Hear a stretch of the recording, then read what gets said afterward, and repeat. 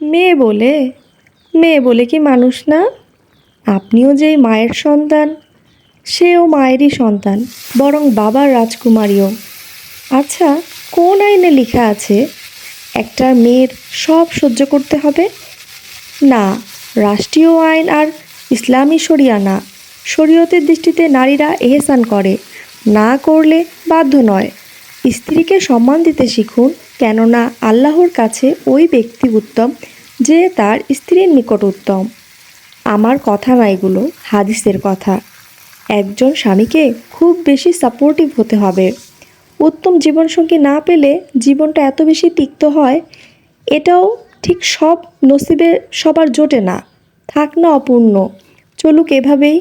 হয়তো কয়েকটা দিন, মৃত্যু আসলেই তো সব শেষ। দুনিয়া কষ্টের বিনিময়ে আমার আল্লাহর কাছে সুখ চেয়ে নেব পরকালে। স্ত্রীর অনুভূতিগুলো তার হয়ে ভাবলে বুঝতেন তাকে।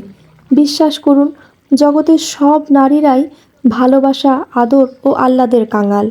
এসব দিয়েই প্রতিটি নারীকে সহজেই কাবু করা যায়।